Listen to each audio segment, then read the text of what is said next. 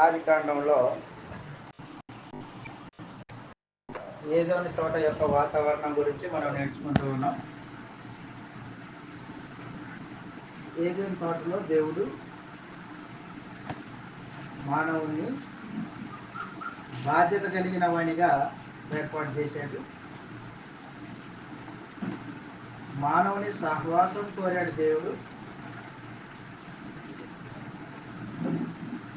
మానవుని పాపం లేని వానిగా సృజించాడు. తన పోలిక తన స్వరూపంలో దేవుడు కలగజేశాడు. సృష్టి అంతటి మీద అధికారాన్ని ఇచ్చాడు. అలాగనే నిబంధన సంబంధమైన సహవాసాన్ని దేవుడు ఆదాముతో కలిగి ఉన్నాడు. వివాహ వ్యవస్థను ఏర్పాటు చేశాడు అని మనం బైబిల్ తరగతిలో నేర్చుకుని ఉన్నాం. ముందు ఈ సమయంలో ఏదైనా తోటలో జన్మ పాపము పుట్టలేదు అనే విషయాన్ని ఆలోచన చేస్తాం. జన్మ పాపము ఏదైనా తోటలో ఆరంభించబడలేదు. అసలు జన్మ పాపమే లేదు. మానవుడు జన్మ కర్మ పాపి అని మనుషులు మాట్లాడతారు. మనిషి పుట్టుకతోనే పాపి. ఎందుకు అంటే ఆదాము పాపం చేశాడు కాబట్టి ఆదాము యొక్క పాపము ఆదాము నుండి పుట్టుకొచ్చిన మనుషులందరికీ వచ్చింది. ఆదాము చేసిన పాపం అంటే పుట్టిన ప్రతివాడికి వచ్చిందట. మనుషుడు కల్పించిన అబద్ధం అది. కథది. దేవుడు నరులని యథార్థవంతులుగా సృజించాడు. పాపం లేని వానిగా సృజించాడు. దేవుడు న్యాయవంతుడు. అన్యాయం చేయడము దేవుడి స్వభావం కాదు. మనుషుల్ని పాపిగా పుట్టించి పాపం లేకోకుండా బ్రతుకు అని చెబుతాడా దేవుడు? అలా చెబితే అన్యాయస్తుడు అవుతాడు ఆయన. పాపం లేని వాడిగా పుట్టించి పాపం చేయకోకుండా బ్రతుకును ఆయన అని చెప్తాడు ఆయన. న్యాయం కలిగిన వాడు.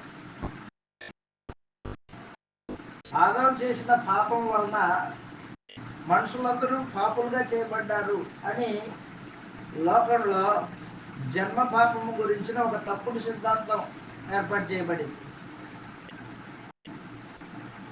రోమిలకు రాసిన పత్రిక 5వ అధ్యాయం 12వ వచనంలో రోమిలకు రాసిన పత్రిక 5వ అధ్యాయం 12వ వచనంలో ఇట్లుండగా లేఖనాన్ని అపార్థం చేసుకొని మాట్లాడే మాటలు అవి. జన్మ కర్మ పాపమని. ఇట్లుండగా ఒక మనుషుని ద్వారా పాపము ద్వారా మరణమును లోకంలో ఎలాగో ప్రవేశించనో అలాగుననే మనుషులందరూ పాపం చేసినందున అందరికి సంప్రాప్తి ఆయను. అదనమాట. మనుషులందరూ పాపం చేశారు. పాపం చేసి మనుషులు పాపులయ్యారే తప్ప జన్మతో పాపులు కాలేదు. మనుషులందరూ పాపం చేసి దేవుడు అనుగ్రహించి మహిమను పొందలేకపోతున్నారు. రోమీయులకు రాసిన పత్రిక 3వ అధ్యాయంలో పాపం చేసి పాపి అవుతాడే తప్ప జన్మతో పాపిగాడు ఎవడును. రోమీయులకు రాసిన పత్రిక 3వ అధ్యాయము 23వ వచనంలో ఏ భేదము లేదు, అందరూ పాపం చేసి దేవుడు అనుగ్రహించు మహిమను పొందలేకపోతున్నారు. అదనమాట. పాపం చేసి పాపి అవుతున్నాడే తప్ప జన్మ వలన పాపి కాదు. పాపం చేసిన వాడిని పాపిగా ఎంచుతాడు దేవుడు. పసిబిడ్డ తల్లి గర్భంలో నుంచి బయటకు వచ్చాడు. ఏ పాపం చేశాడు పాపిగా ఎంచడానికి? పసిబిడ్డ ఏ పాపం చేశాడు?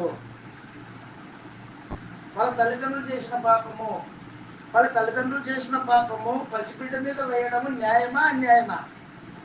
అన్యాయం. దేవుడు అన్యాయస్తుడు కాదు. అన్యాయంగా ఒకరిని పాపిగా ఎంచేవాడు కాదు ఆయన. దేవుని యొక్క న్యాయం ఇది ఎలాగుంటుందంటే, ఎవడు పాపం చేశాడో వాడే పాపిగా ఎంచబడతాడు, వాడే మరణం పొందుతాడు. తల్లిదండ్రుల యొక్క పాపము పిల్లల మీద రుద్ది నువ్వు కూడా పాపివే అని దేవుడు చెప్పడు. యెహెజ్కేలు గ్రంథం 18వ అధ్యాయంలో దేవుని యొక్క నియమము, ఎవడు పాపం చేస్తే వాడే పాపి అవుతాడు, వాడే మరణం పొందుతాడు. ఒకటి చేసిన పాపాన్ని వాడి పిల్లల మీద వేయడు దేవుడు. యెహెజ్కేలు గ్రంథం 18వ అధ్యాయం, యెహెజ్కేలు గ్రంథం 18వ అధ్యాయము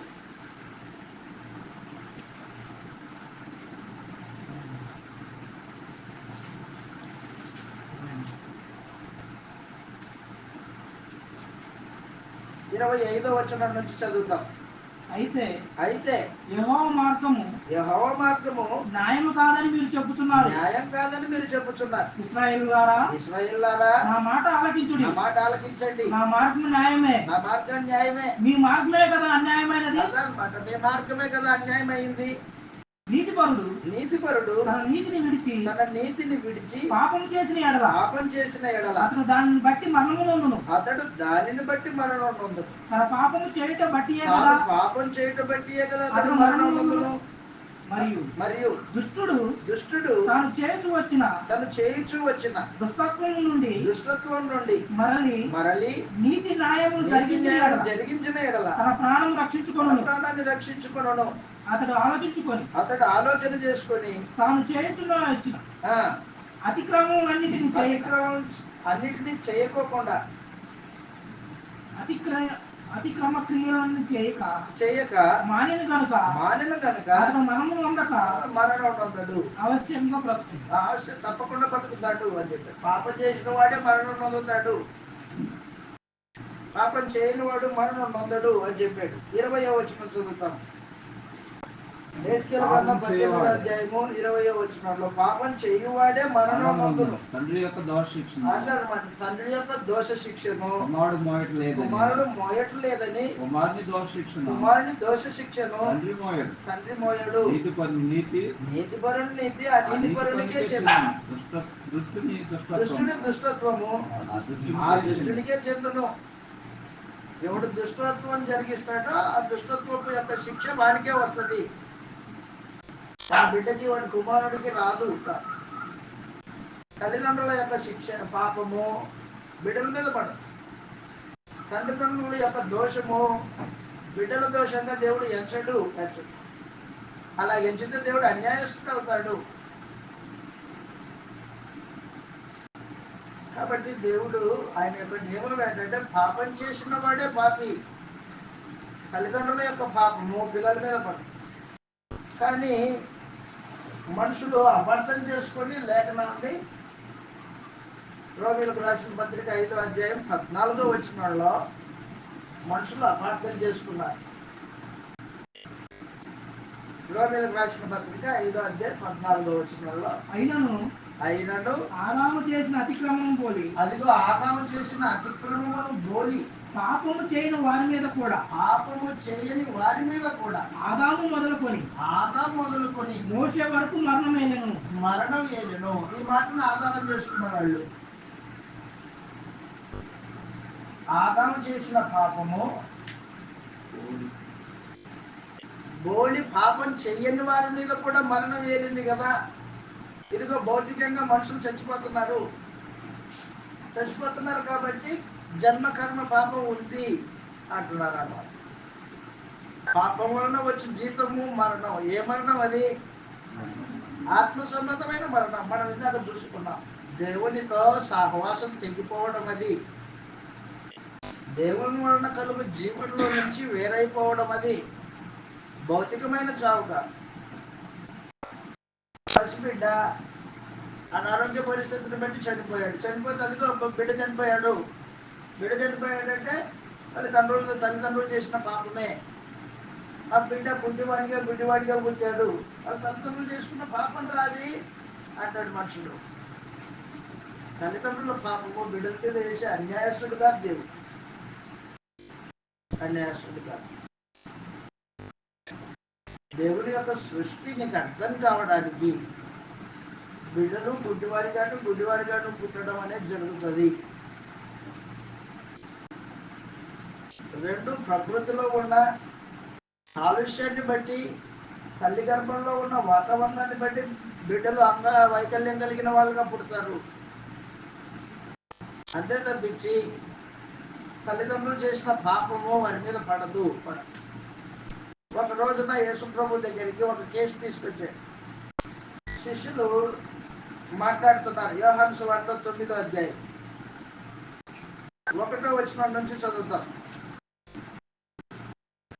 పుట్టివాడు ఆయన మార్గమున పోవచ్చుండగా, యేసు ప్రభువు మార్గమున పోవచ్చు ఉండగా పుట్టుగుడ్డి అయిన ఒక మనుషుడు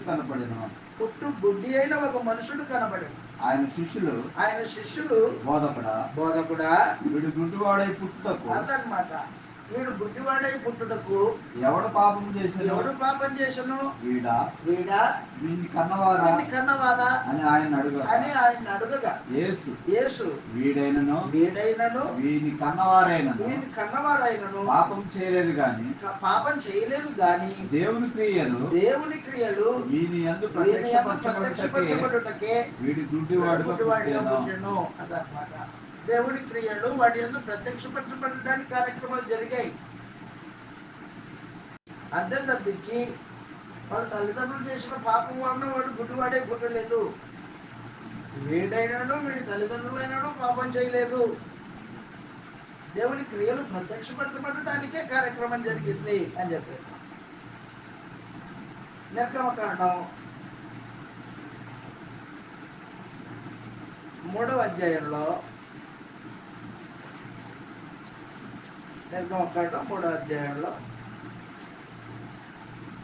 మోషే దేవుని పనికి రావాలని దేవుడు ఆజ్ఞాపించాడు. 6వ అధ్యాయంలో మోషే నువ్వు నా ప్రజల్ని నడిపించాలా అని దేవుడు పిలుస్తూ ఉంటే, అయ్యా నేను నత్తోడినయ్యా, నేను రాలేను, నేను ఫరోతో మాట్లాడలేనయ్యా, అంత జ్ఞానం నాకు లేదు అని మాట్లాడుతున్నాడు. సాకులు చెబుతున్నాడు. అప్పుడు దేవుడు చెప్తున్న విషయం ఏంటంటే, నిర్గమకాండం 6వ అధ్యాయము 4వ వచనంలో, క్షమించండి,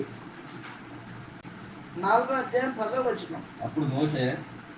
అప్పుడు మోషే ప్రభువా నిర్గమకాండము 4వ అధ్యాయము 10వ వచనంలో, ఇంతకు మునుపైనను నీవు నీ దాసునితో మాట్లాడినప్పటి నుండి అయినను నేను మాట నేర్పరిని కాను. నేను నోటి మాంద్యము నాలుక మాంద్యం గలవాడనని యెహోవాతో చెప్పగా, యెహోవా మానవులకు నోరిచ్చిన వాడెవడు? మోగవానికే గాని చెవిటివానికే గాని దృష్టి గలవానినే గాని గుడ్డివానినే గాని పుట్టించిన వాడెవడు? యెహోవానైనా నేనే కదా, కాబట్టి నువ్వు వెళ్ళు అని చెప్పి పంపించాడు. కాబట్టి దేవుడు మానవుని సృజించేటప్పుడు ఆయన క్రియలు మనుషులు అర్థం చేసుకోవాలనే ఉద్దేశంతో దేవుడు మానవుడిని అంగవైకల్యమైనవానిగా పుట్టిస్తున్నాడు.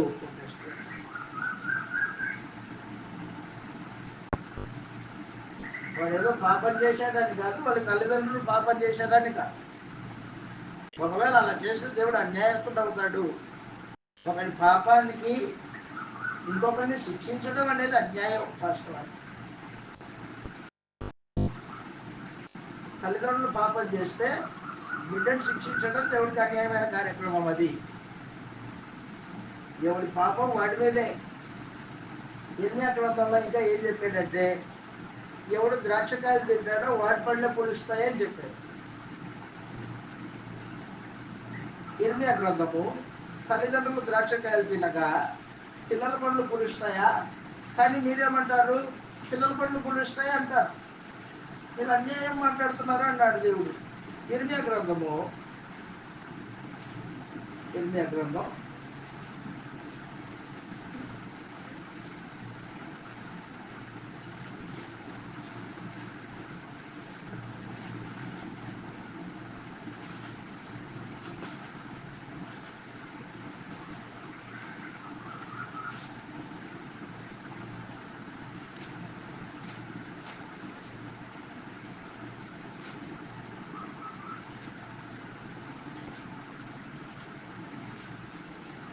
చూస్తున్న లేఖన భాగం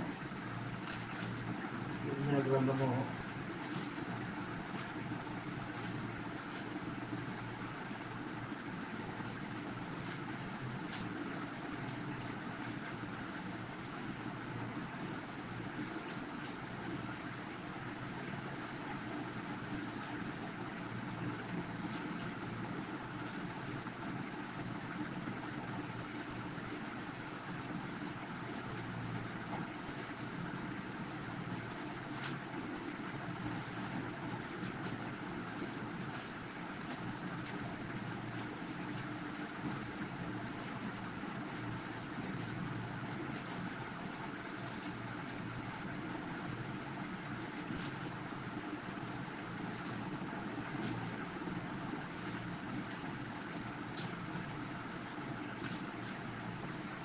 8 లేఖనం మర్చిపోయానది.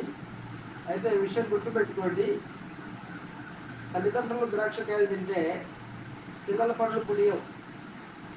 ఎవరు ద్రాక్ష పండ్లు తింటారో వారి పండ్లే పులుస్తాయి. కాబట్టి జన్మపాపం అనేది మనుషులు ఒక తప్పుడు సిద్ధాంతాన్ని ఏర్పాటు చేసి పెట్టారు. లేఖనాలని అబద్ధం చేసుకున్నారు. రోమిలకు రాసిన పత్రిక 5:14 ఉన్న లేఖన భాగాన్ని అపార్థం చేసుకుని జన్మపాపం అన్నారు. మరొక లేఖన భాగాన్ని వారు అపార్థం చేసుకున్నారు. కీర్తన 51 కీర్తనలో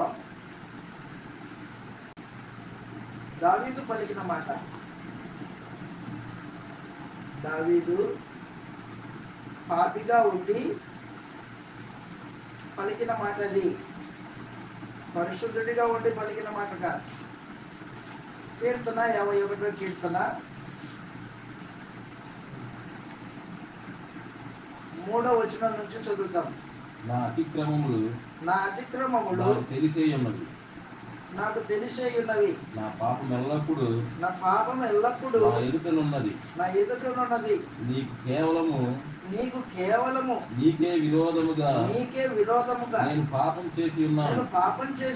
నీ దృష్టి ఎదుటనే చెడుతనం చేసి ఉన్నాను. కావున ఆజ్ఞ ఇచ్చినప్పుడు నీవు నీతిమంతుడిగా అగపడదు. తీర్పు తీర్చినప్పుడు నిర్మలుడుగా అగపడదు.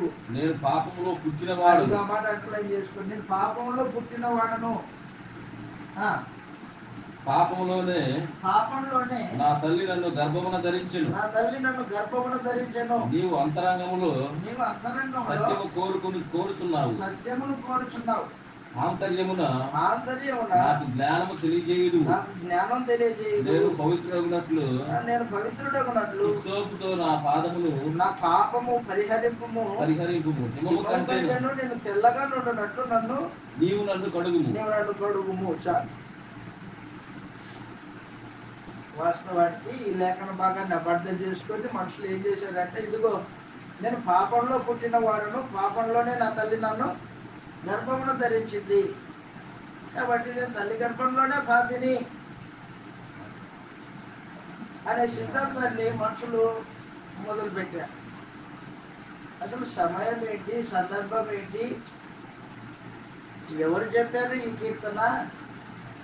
కీర్తన రాసిన వాళ్ళు ఎవరు, ఏ ఉద్దేశంతో రాశారు, ఇవేవి పట్టింపులు లేవు. ఇవేవి ఆలోచన చేయకోకుండా ఇదిగో ఈడుంది కదా లేఖన భాగం, పాపంలోనే పుట్టాడన్నాడు కదా, తల్లి గర్భంలో ఉన్నప్పుడే పాపిని అన్నాడు కదా, నిజంగా మాట అన్నాడా? ఎందుకన్నాడు ఆ మాట? ఏ ఉద్దేశం కలిగి అన్నాడు? ఏ సందర్భంలో అన్నాడు? దయచేసి గుర్తించి, దావీదు గొర్రెలు కాసుకునేవాడు.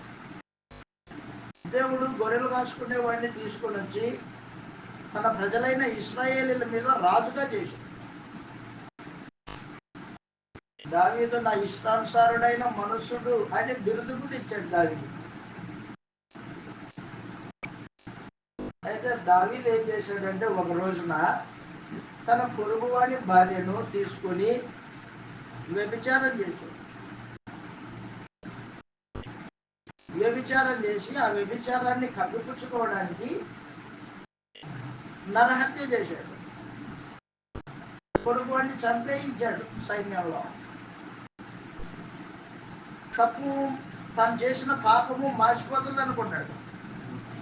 బత్షెబతో తప్పు చేసి బత్షెబ యొక్క భర్తని ఉరియాని చంపించేశాడు. ఆ పాపాన్ని కప్పిపుచ్చుకోవడానికి ప్రయత్నం చేశాడు. ఎవరు చూడలేదు అనుకున్నాడు. కానీ పరమందున్న దేవుడు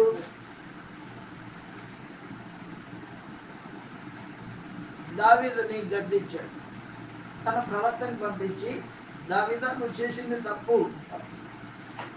నీ పొరుగు అని భార్యను తీసుకోవడం అనేది ధర్మశాస్త్రంలో నేరం, అది దోషం.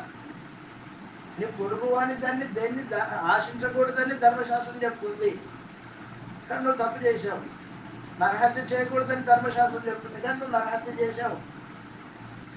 అబద్ధం ఆడకూడదని ధర్మశాస్త్రం చెప్తుంది, కానీ అంతరంగంలో అబద్ధాన్ని లోపల దాచిపెట్టుకున్నావు డెలిబరేట్గా. దావీదు యొక్క తప్పుని దేవుడు ఏం చేశాడంటే, నాతాను అనే ప్రవక్తని పంపించి దావీదు తప్పు చేసినట్లు చెప్పించాడు.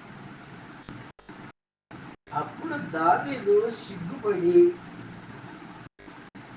దేవుని ఎదుట నేను దాచిపెట్టుకోలేను ఏ పాపాన్ని, నిజంగా నేను పాపం చేసిన వాడిని, అయా దేవా, నీకే నేను విరోధంగా పాపం చేశాను, కేవలం నీకు విరోధంగా చేశాను అని పశ్చాత్తాప హృదయంతో పాపి అయిన మనుషుడు దావీదు మాట్లాడిన మాటలు ఇవి. దైవ సందేశం కాదు ఇది. 51వ కీర్తన దైవ సందేశం కాదు, దేవుడి సందేశం కాదు. అది ఎవరి సందేశం? అది దావీదు పాపం చేసి పాపిగా ఉండి పాప ప్రాయశ్చిత్తం కోసము దేవుడి దగ్గర ఏడ్చుకుంటూ చేస్తున్న మాటలు, మాట్లాడుతున్న మాటలు అనమాట. ఒక మనుషుని మాటల్లో దైవ సందేశాన్ని వెతకడం అనేది గ్రంథాన్ని అపార్థం చేయడం. గ్రంథం యొక్క ఉద్దేశము ఎరుగని వాడు గ్రంథాన్ని అపార్థం చేస్తాడు. కాబట్టి గ్రంథాన్ని అపార్థం చేసుకున్నవాడు మాట్లాడే మాటలు సిద్ధాంతాలుగా ఈ రోజున లోకంలో చలమలు అవుతున్నాయి. దాంట్లో ఒకటి జన్మ పాపం. 4వ వచనంలో 51వ కీర్తన 4వ వచనం 4వ వచనం, నీకు కేవలం నీకే విరోధముగా నేను పాపం చేసి ఉన్నా, అదనమాట. నీ దృష్టి ఎదుట నీకు విరోధంగా చేశాను నాయన, నీకే కేవలం. ఎక్కడ గొల్లు కాచుకునే వాడిని తీసుకొచ్చి నీ ప్రజల మీద రాజుగా చేస్తే నేను గౌరవించుకోకుండా విశ్వాసఘాతకుండా అయిపోయా. శరీరము నన్ను లోపరుచుకుంది. శరీరం మీద నేరాన్ని నీటిన వాడు కాదు దావీదు. నేరాన్ని తర్వాత ఒప్పుకొని తన జీవిత కాలంలో మరి ఎన్నడే పాపం చేయకోకుండా బతికాడు దావీదు. కాబట్టి పాపి అయిన మనుషుడు మాట్లాడిన మాటల్లో నుంచి జన్మ పాపం పుట్టుకొచ్చింది. అంతేగాని ఏదేని తోటలో కాదు. ఏదేని తోటలో కాదు. జన్మ పాపం మానవుడు అపార్థం చేసుకుని మాట్లాడిన మాటలే. కాబట్టి జన్మ పాపం అని మాట్లాడేవాడు గ్రంథాన్ని అపార్థం చేస్తున్నాడు. జన్మ పాపము ఏదేని తోటలో పుట్టలేదు అనేది ఒక ఆలోచించదగిన సందేశం అయ్యింది. ఎవడు పాపం చేస్తాడో వాడే శిక్షింపబడతాడు అనేది దేవుని న్యాయం అన్నమాట. అది ఇర్మియా 31వ అధ్యాయమా చూద్దాం. ఇర్మియా 31, 29. ఇర్మియా గ్రంథం 31వ అధ్యాయము 29వ వచనంలో, ఆ దినములలో తండ్రులు ద్రాక్షకాయలు తినక పిల్లల పళ్ళు పులిసినన్న మాట వాడుకొనరు. తండ్రులు ద్రాక్షకాయలు తినగా పిల్లల పళ్ళు పులిసెనను మాట వాడుకొనరు. ప్రతివాడు తన దోషము చేతనే మృతి నొందును. ఎవడు ద్రాక్షకాయలు తిరుగునో వాని పళ్ళే పులియును.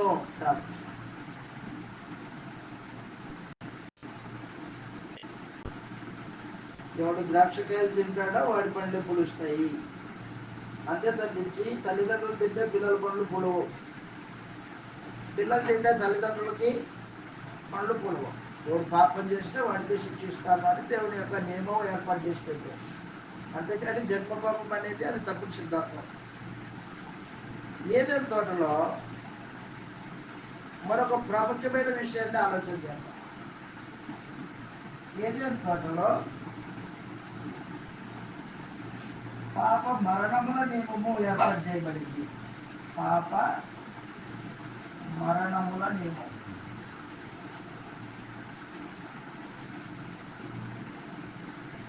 అంటే పాపం చేసిన వాడు చనిపోతాడు, మరణిస్తాడు. పాపం చేసిన వాడు మరణిస్తాడు. మరణించడం అంటే ఎడబాటు, దేవుని సహవాసంలో నుంచి దూరమైపోవడం. పాపం చేసిన వాడు మరణం నొందును అనే ఒక నియమాన్ని ఏదైనా తోటలో దేవుడు ఏర్పాటు చేశాడు. ఈ పండు తినమున నిశ్చయముగా చచ్చదువు. పండు తినడం అనేది దేవుడికి వ్యతిరేకమైన కార్యక్రమం. పాపమది. యోహాను గారు రాసిన మొదటి పత్రిక ఆజ్ఞ అతిక్రమం పాపము అని చెప్పాడు. యోహాను గారు రాసిన మొదటి పత్రిక 3వ అధ్యాయము 4వ వచనంలో, పాపం చేయు ప్రతి వాడును ఆజ్ఞను అతిక్రమించు. ఆజ్ఞాతిక్రమమే పాపం. ఏ ఆజ్ఞను అతిక్రమించాడు? ఆదికాండం 2వ అధ్యాయం 17వ వచనంలో ఆజ్ఞ, 3వ అధ్యాయం 4వ వచనంలో ఆజ్ఞను అతిక్రమించేవాడు పాపం చేయుడు. ఆజ్ఞాతిక్రమమే పాపం. పాపం చేసిన వాడు దేవుడి సహవాసంలో నుండి గెంటివేయబడతాడు. ఆదికాండం 3వ అధ్యాయంలో ఎప్పుడైతే ఆదాము పండు తిన్నాడో దేవుడికి వ్యతిరేకంగా పాపం చేశాడు. పాపం చేసిన వాడు దైవ సహవాసంలో ఉండడానికి అవకాశం లేదు. దాన్నే మొదటి మరణం అన్నాడు. ఆదికాండం 3వ అధ్యాయంలో 17వ వచనంలో, ఆయన ఆదాముతో నీవు నీ భార్య మాట విని తినవద్దని నేను నీకు ఆజ్ఞాపించిన వృక్షఫలములు తింటివి కనుక నీ నిమిత్తము నేల శపింపబడి ఉంది.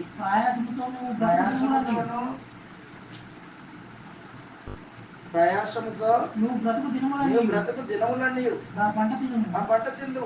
అది ముళ్ళ తొప్పలను గచ్చ పొదలను నీకు మొలిపించును. పొలంలో పంట తిందువు. నువ్వు నేలకు తిరిగి చేరు వరకు నీ ముఖము చెమట కార్చి ఆహారం తిందు. ఏలయనగా నేల నుండి తీయబడితే కనుక నువ్వు మన్నే కనుక తిరిగి మన్నైపోదు అని చెప్పాడు. ఇది భౌతికమైన మరణం. అది 3వ అధ్యాయము 23వ వచనంలో చదువుతాం. దేవుడైన యెహోవా అతడు ఏ నేల నుండి తీయబడ్డాడో దాన్ని సేద్యపరచుటకు ఏదైనా తోటలో నుండి పంపేశాడు. అప్పుడు ఆయన అదనమాట దైవ సహవాసంలో నుండి వేరైపోవడము. పాపం వల్ల వచ్చు జీతము మరణం. అది ఆత్మ సంబంధమైన మరణం. దేవునితో ఎడబాటు. పాపం చేసిన వాడితో దేవుడు సహవాసం చేయుడు. దైవ సహవాసంలో నుండి వేరైపోతాడు మనుషుడు. గెంటేయండి వాళ్ళిద్దరిని అన్నాడు అన్నమాట. ఎవరు గెంటేసేది? దేవుడే. ఎక్కడి నుండి?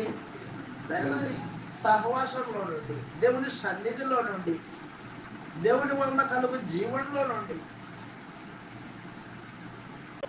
నిబంధనని మీరాడు, పాపం చేశాడు. పాపం చేసిన వాడు దైవ సహవాసంలో నుండి వేరైపోతాడు.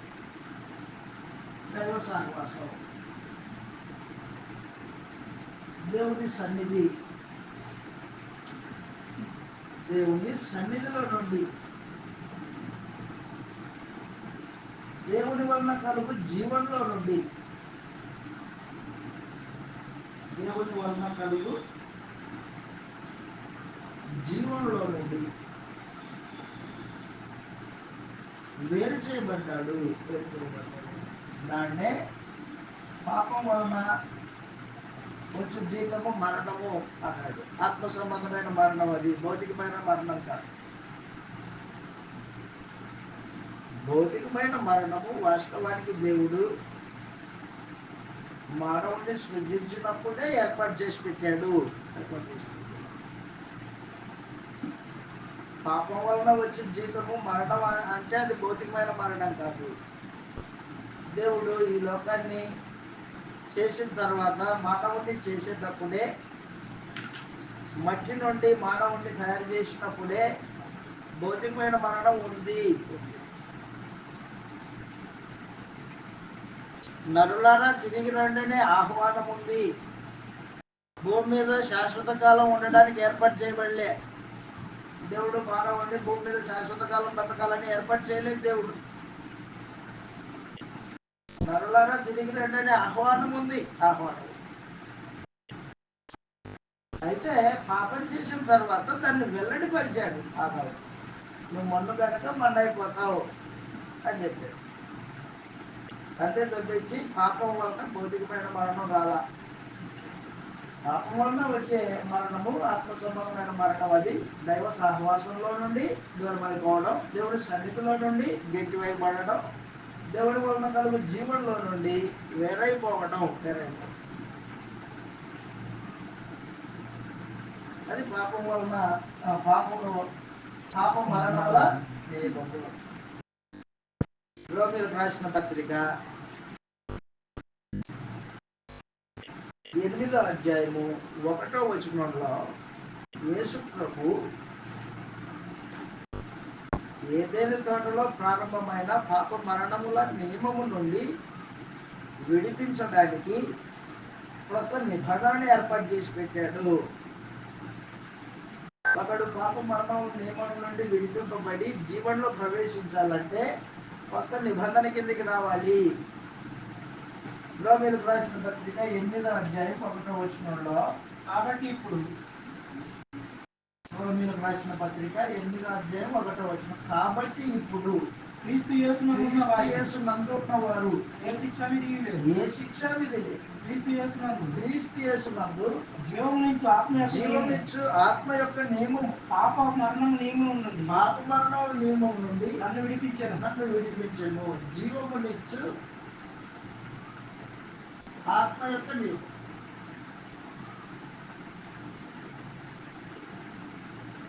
ఆత్మ యొక్క నియమం. దయచేసి గుర్తించండి ఒక మాట. ఏదైనా తోటలో పాప మరణముల నియమం ఏర్పాటు చేయబడితే పాప మరణముల నుండి విడిపించడానికి దేవుడు ధర్మశాస్త్రాన్ని ఏర్పాటు చేశాడు. ధర్మశాస్త్రం అనే ఒక నియమాన్ని ఏర్పాటు చేసి పెట్టాడు. అయితే ధర్మశాస్త్రము మనుషుణ్ణి పాప మరణముల నియమం నుండి విడిపించలేదు. ధర్మశాస్త్రం వలన పాపం అంటే ఏంటో తెలిసి వస్తుంది, కానీ పాపమునకు ప్రాయశ్చిత్తం కలగజేయలేదు ధర్మశాస్త్రం. ధర్మశాస్త్రం వలన పాపానికి ప్రాయశ్చిత్తం కలగట్లేదు. పాప మరణం నియమము నుండి ధర్మశాస్త్రము విడిపించలేదు. ఎవరిని విడిపించాల? ఆ మాటకు వస్తే ధర్మశాస్త్రం కింద బతికిన వాళ్ళందరూ పాప దోషం కిందే ఉన్నారు. యేసు ప్రభు వచ్చి పాపం లేని రక్తాన్ని తన శరీరంలో పెంచి పోషించి పాపానికి ప్రాయశ్చిత్తం చేశాడు. పాప మరణముల నియమం నుండి యేసు ప్రభు యొక్క రక్తము విడిపించింది. యోహాన్ గారు రాసిన మొదటి పత్రికలో దానికంటే ముందు ధర్మశాస్త్రము పాపము నుండి ఎవరిని విడిపించలేదు అని చెప్పాడు. హెబ్రీయులకు రాసిన పత్రిక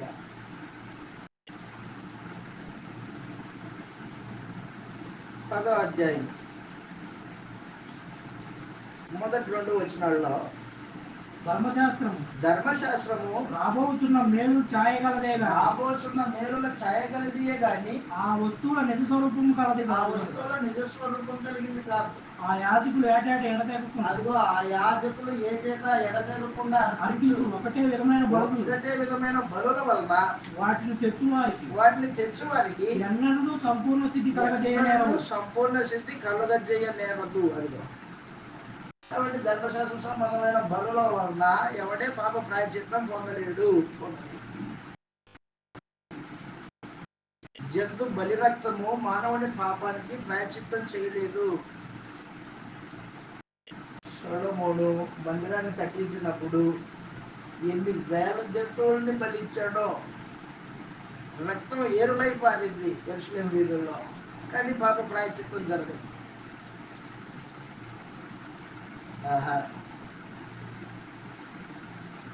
పాప ప్రాయశ్చిత్తం జరగాలంటే యేసుప్రభు రక్తం కావాలా? యేసుప్రభు రక్తం వలన మానవుని పాప ప్రాయశ్చిత్తం చేయడానికి దేవుడు జగత్తు పునాది వేయబడక ముందే నిర్ణయించి పెట్టాడు. యోహాన్ గారు రాసిన మొదటి పత్రిక 4వ అధ్యాయము 10వ వచనంలో, మనము దేవుని ప్రేమించిందని కాదు.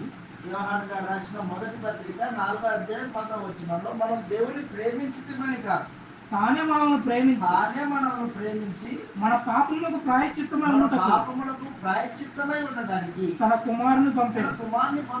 ఇందులో ప్రేమ ఉంది. మన పాపములకు ప్రాయశ్చిత్తం.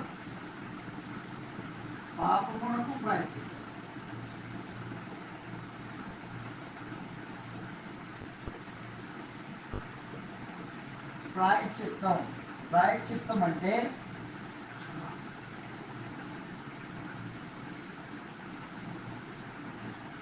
పాపమునకు తగిన శిక్ష.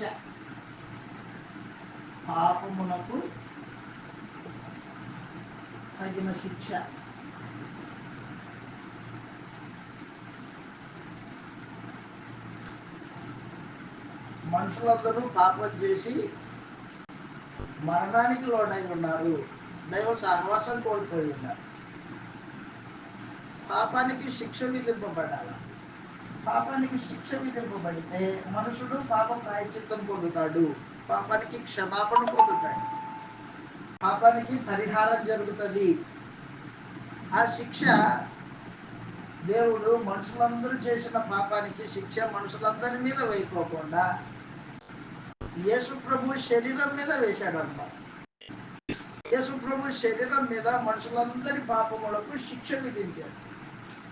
ఎప్పుడైతే పాపములకు యేసు ప్రభు శరీరం మీద శిక్ష విధింపబడిందో అప్పుడు ప్రాయశ్చిత్తం కలిగింది.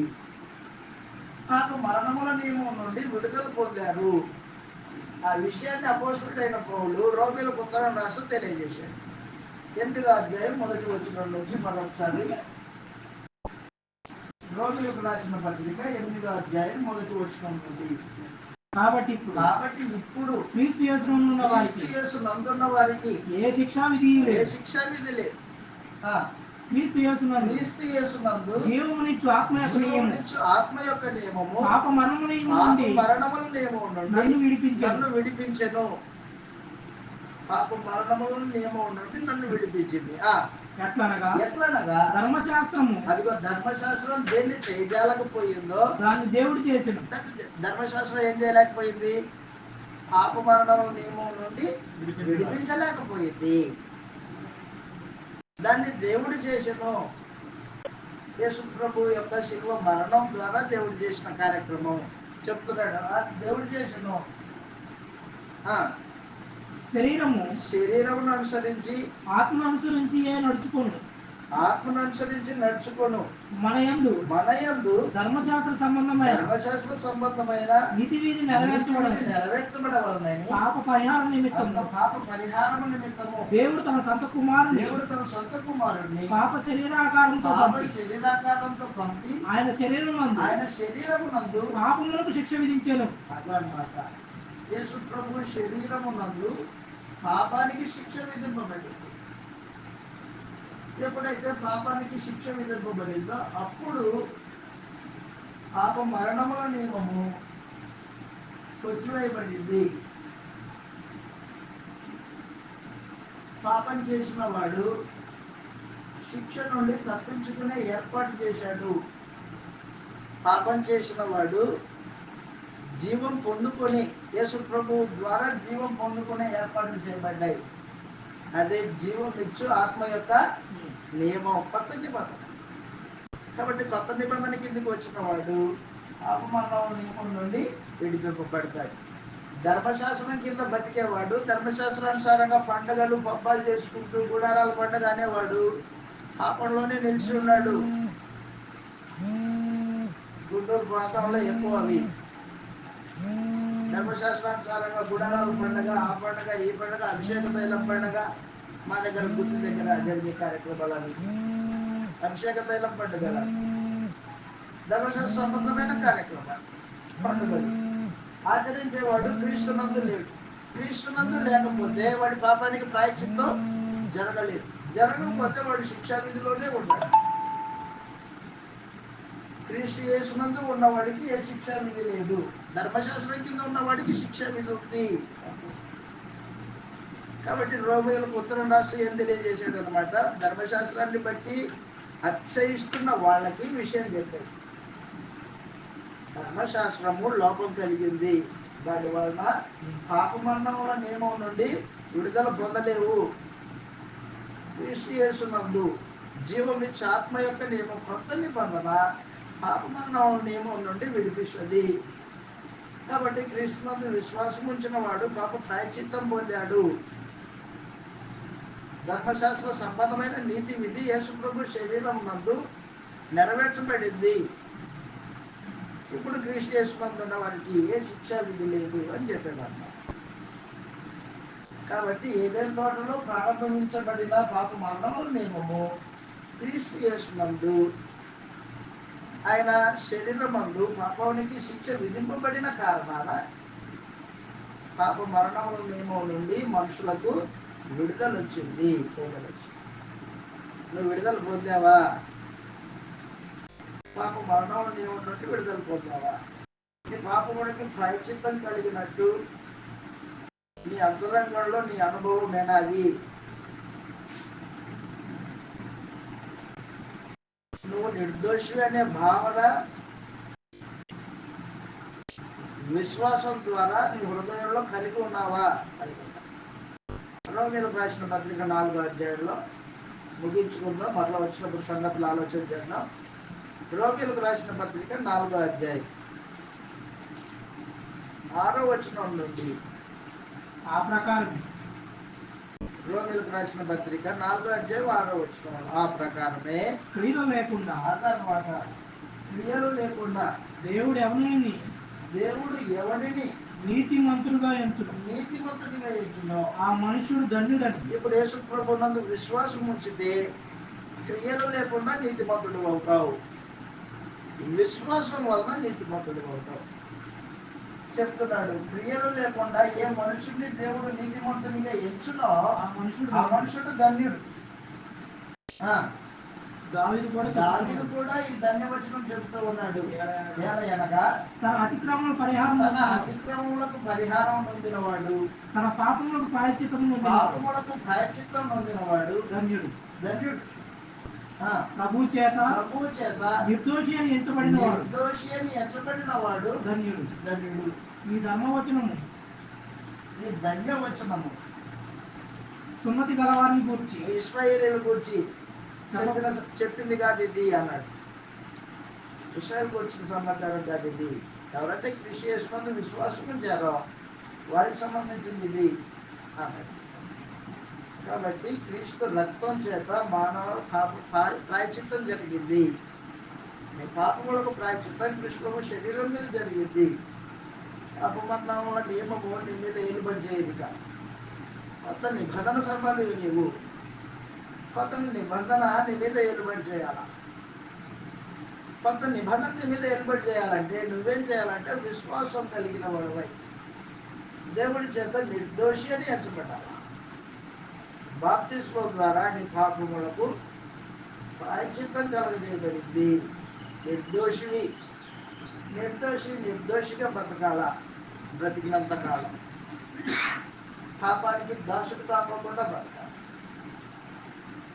కాబట్టి ఏదైనా తోటలో దేవుడు